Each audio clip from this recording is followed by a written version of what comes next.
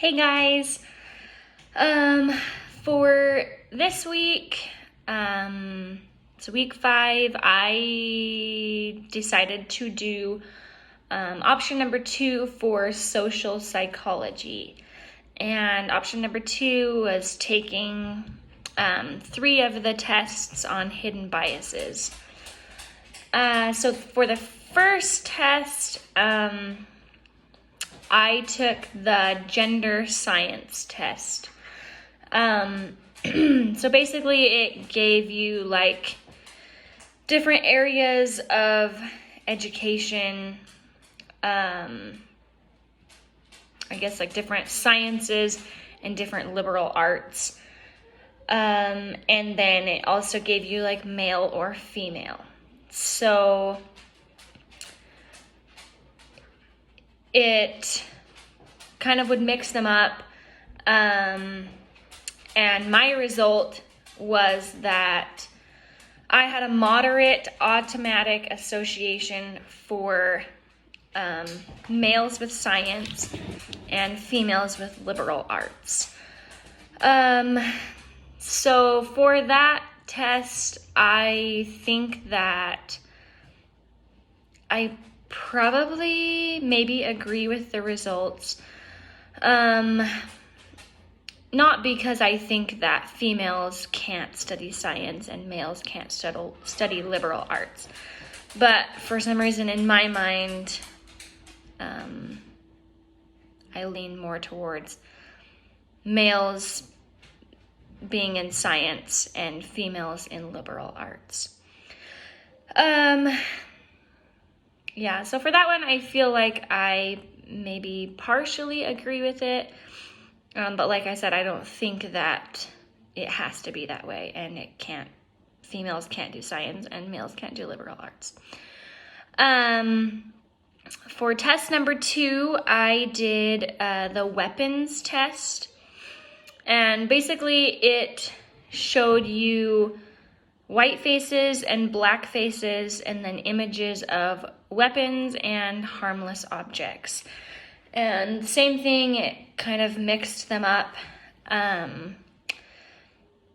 And my result was that I had a slight automatic association for harmless objects being with white Americans and weapons with black Americans. That one I don't agree with. I don't know. I think that I don't associate weapons with black Americans, and harmless objects with white Americans. I think that this test was kind of hard because you had different keys you had to push, basically to like put them off into their categories, and they changed them on you. So I think it gets confusing that way because they're not the same. So you do have to think about it.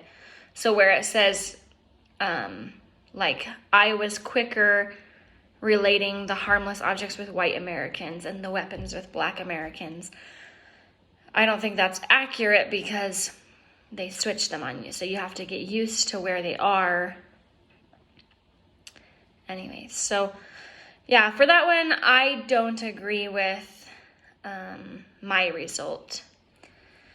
And then for test number 3, I did the weight test. And basically it showed pictures of obese people and thin people. And then good words and bad words. And it had you associate bad words with either thin or obese people and good words the same. My result for that one is a moderate automatic preference for thin people over fat people, which I don't really agree with either, just because I don't really think that way. Yeah, I don't know. I think that for myself, I am conscious about my weight, but I feel like everybody lives the way they want to, and if they don't want to be thin, or if they want to be obese, I don't care. So I don't know if I agree with those results. Maybe for myself, yes, but for other people, I don't really agree with that. So basically it says compare and contrast what you noticed and learned about yourself. And like I said, the test was kind of weird in that it would mix things up, so you had to get used to where things were. So I don't know if I learned a ton about myself, just because I don't know. For me, I don't think the quizzes were 100% accurate. I think it really tests how quickly you can switch things up and get them right again. I don't know. So I don't know if I learned a ton about myself or noticed a ton about myself. Just because I don't think they were accurate for myself. I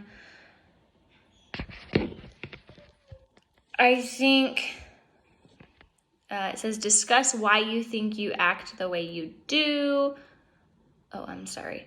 It says, do you agree with the results? Like I said, I don't agree with the results. I don't think this is an accurate way to test your hidden biases. And then it says, why would it be important to understand these things in your personal and professional life? So if you could get an accurate result, which I don't think you can this way, I don't know, maybe they are accurate and I just am not the person I think I am. I don't know. I don't think they were very accurate. But if you could get an accurate way to test these, I do think it would be important in your personal life, because I think those are things to be conscious of. Like if I really do have a bias that I relate Black Americans with weapons, I don't agree with that. And I know I don't think that's correct. So if I was conscious that I had that bias, then I could do my best to teach myself that that's not correct. Also, I think it's important to understand, just because you treat those, to understand how you treat certain people, why you treat them that way, I think is an important thing to be conscious of. And then in your professional life, I think it's important just because you work with a lot of different people in a professional setting. So it would be important to know why you feel the way you do, and then if you shouldn't feel that way because of a profession you've chosen, you can kind of work to change that. So I do think it's important to understand your biases so you can be conscious of them. And then I do have a couple of questions. Question number 1 is, do you feel that you can change a bias that you have? In my opinion, I think you can change a bias, but in your opinion, do you think you can change a bias, or do you think they're pretty set? And then my second question is, do you have biases you feel were instilled in you from a young age? In the article, it talked a little bit about that.